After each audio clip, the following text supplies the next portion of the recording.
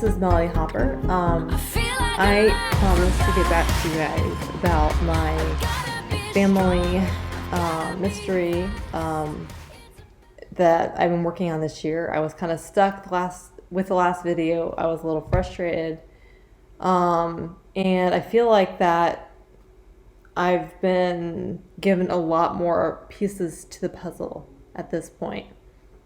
And God really put the right people, and I went ahead and just shared my post about the DNA test results in a Austell Facebook group, and I just let them know about the DNA test with the realizing that I was, through my research and being contacted by the Birdsong cousins. So I wanted to, when I finally shared about my DNA test and the fact that my dad had always believed that he was Dr. Clark's son, in a Facebook Austell group, they were amazing. Like, they just really filled in the holes. I just asked them, like, did you guys ever hear? I asked them, like, just message me, tell me anything that you might know about this being true. And I was so overwhelmed. I just felt like they were very understanding. They understood that I needed answers, that I needed the truth.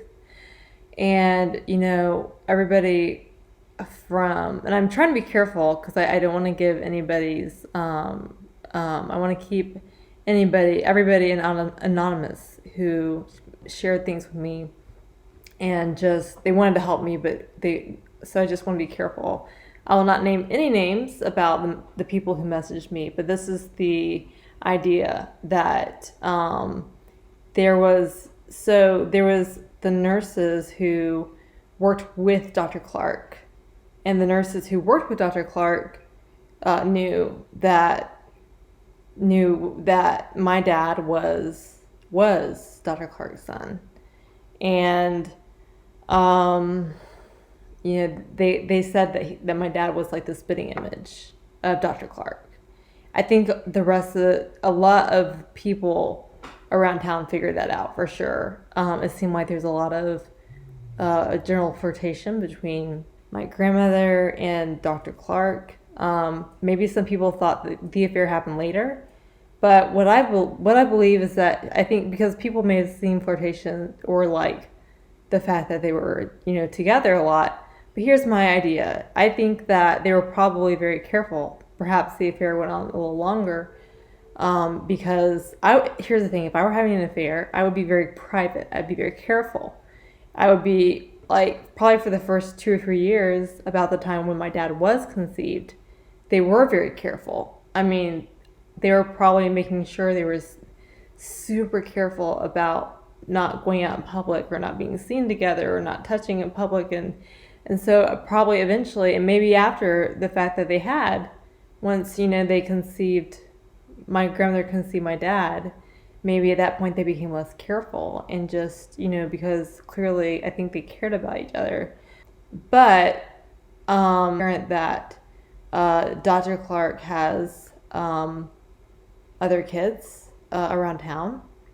And I've heard this from a few different people, that they've seen kids who look just like Dr. Clark too. And that really, that cracks me up. But it seems like, what I understand, it just seems like that Dr. Clark was kind of a ladies' man. And so I hope that me sharing this stuff isn't hurtful to anybody. I'm just trying to get to the bottom of it. And honestly, I'm not really surprised at anything. I just want to know. I want to know I just want to know the truth. I want to know any details that can help me figure this out. One of the things that I was kind of stuck with, my grandmother, who always denied this to the rest of us, denied that this could ever happen. One of her reasons was that they didn't even move into the Austell area until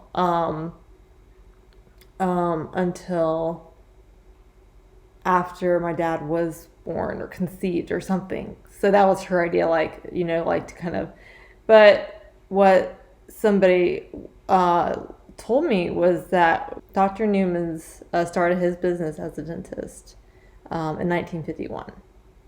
That meant they had to be there, at least that year or the year before. So they were there. Also, what I had figured out, I had found on Zillow, I was able to look up that, like my dad's house on Zillow, that he grew up in Austell, because it was supposed to have been built in 1950, apparently, or 51. So that would also show that, my family was around. And here's the thing. My dad was born in 56, which means he was in May, which meant that, 9 months before May, which I guess would have been about in the fall, would be when he would have been conceived the year before. So I guess 55. So he was conceived in the year 55. He was born in 56. So that makes it very clear to me that this, there were all kinds of ways for this to happen. But when I got so many, I want to show you guys a picture of, well, first I want to tell you, because I want to share through the video, and like, there was some pictures of my dad. There's a picture of my dad as maybe about 12, I would guess. Maybe he could have been 12 or 13. And then the other one is of him when he was about 30. And then this other picture to the way right is a picture of him. There's a picture of my dad being born in the hospital with, it's like one of the most popular family pictures that we have. Like that is so, and it's so funny because when you see Dr. Newman sitting next to my grandmother and they were holding the baby, like the baby was just born, like it had just gotten there. And here's the thing is that everybody had always told me that, everybody had always told me that,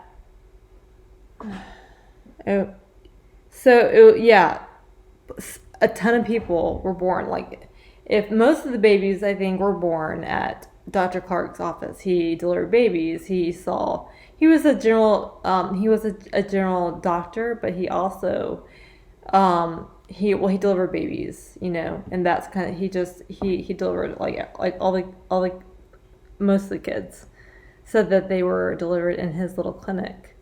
And I think that's really funny because in the picture, because my dad was also born at his clinic, delivered by him. So the weird thing to me is that, I don't know, just go with me for a minute. In this picture where Dr. Newman is sitting with my grandmother, like, they have to know, like, it's not his child. But I think Dr. Newman must have believed that they somehow had this miracle baby, and somehow it was his. And at some point, I mean, because the crazy thing is that Dr. Newman, his signature is on my dad's birth certificate, and so they let him sign off. They let him believe that, and in some ways I get it. I get not wanting to break his heart, because especially Dr. Newman, like, that he had been wanting a kid for so long. Like, they had been trying and trying and trying. And so it's, I don't know, like, it's very heartbreaking, when you see, in some way you can kind of understand, but I do feel like the older my dad got, the more he started to look like, people could tell that it was apparent that he looks like, Dr. Clark, Frank Clark instead. So it was so refreshing to be able to get so many answers from the Austell people. And I want to thank you guys, because you guys are my last hope, and I have no one else to ask. Again, because my dad died, 10 years of Huntington's disease. And he always believed, when he talked to us and his kids, like, he would say that, he believed that Dr. Clark was his real dad. And he was right, and I believe him. And there were so many people in the town who saw things happen. It was very apparent that I think that my grandmother was definitely into Dr. Clark, that she, followed him around at events and things like that. I think that was pretty general. I don't know, like that was pretty, but um, I don't know. And so something interesting, my friend Marguerite, she met me in Austell, and she was so incredible.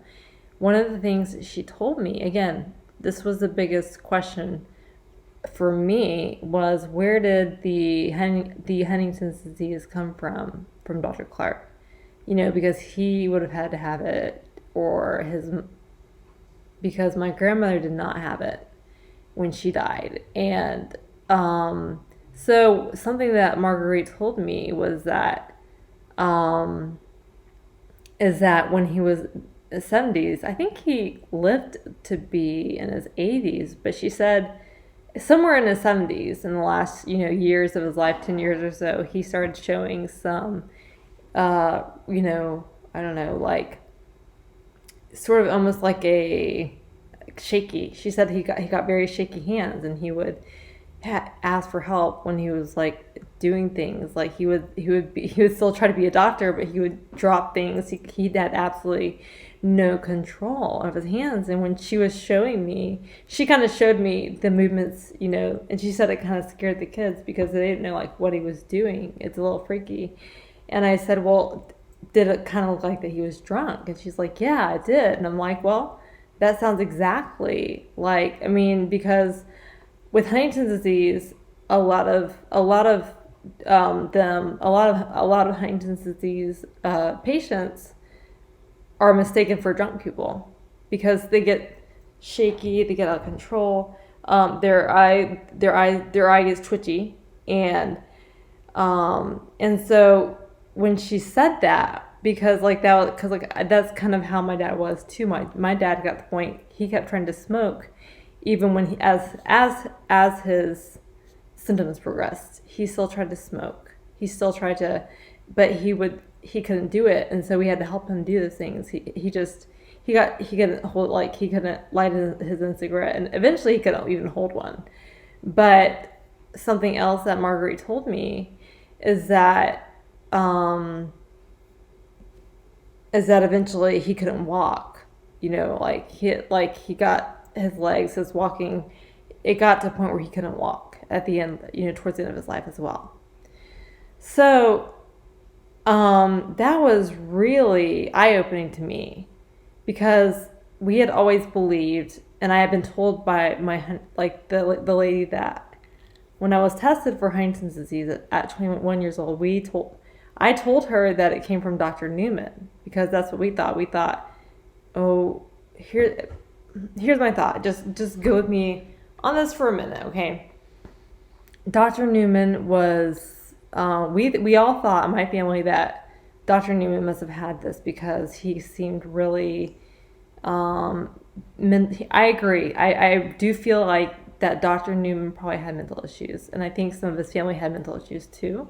Here's my thought though. I think, and yeah, I agree, because he was really, even from the very beginning of their marriage, he kind of threatened to commit suicide if my grandmother didn't marry him. So he was really, it could have been anything, but it could have been schizophrenia. And he continued to be that way throughout their marriage. He would get very scary. He would get really angry. At one point, a couple of times, I think that he threatened to kill, my grandmother and my dad. So he could get kind of scary. And I think that there was something very mental as well. And so we just sort of assumed that what it must be. But I don't think, because here's the difference between Huntington's disease and, a mental disease that you might just always have. Huntington's disease happens at the end of your life, the last 10 or 20 years. And that's when the symptoms start showing. And, the I think that what Dr. Newman could have had was maybe schizophrenia. Maybe it was like um, a personality disorder, but it could have been anything. And yes, I agree that there was something probably going on with him, but it was like his entire life. So I don't feel like that makes all the sense in the world. But what I do believe is that when I here's what I believe when he committed suicide, I don't believe it was just because he was crazy. I believe that he must have had some kind of um, argument with Dr. Clark. And again, my dad was out of town at some kind of like thing with kids, or there could have been a church event or something. I don't know. But it was in October, and my dad was gone for a few days. And so this little, when Dr. Newman committed suicide, it was, so my thought is they had they felt like they could safely get it out with each other about what happened, whose son was my dad's really. And I think, and here's uh I think that back at some point right before Dr. Newman committed suicide, there had been some kind of report of an argument between Dr. Clark and Dr. Newman. There had been some kind of argument, but there was no police report or anything like that. It was just something that had happened between them, and that was it. And, you know, I feel like there's enough of a, like, that just makes sense to me. I feel like they probably had some kind of argument.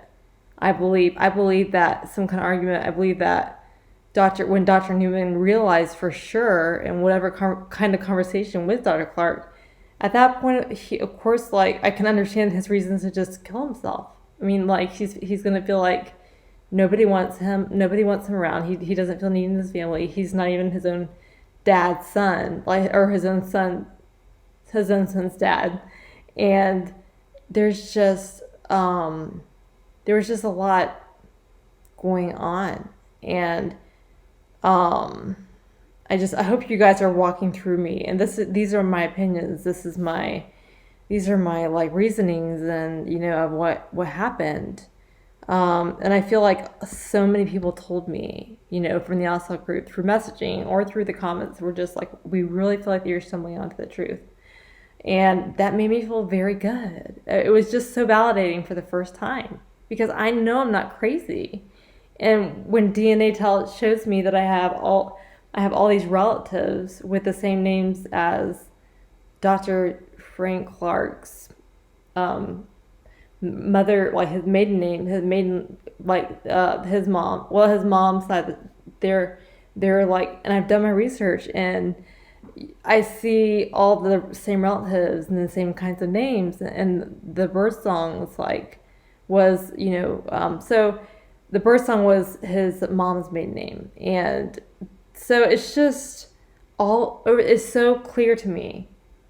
And I know this is the truth, and I know it is. And then when I share with the town of Austell, and they were like, we feel like that this is the truth too. Like, this is what we've seen, this is what we believe, and they really saw, it seemed like that my dad looked exactly like,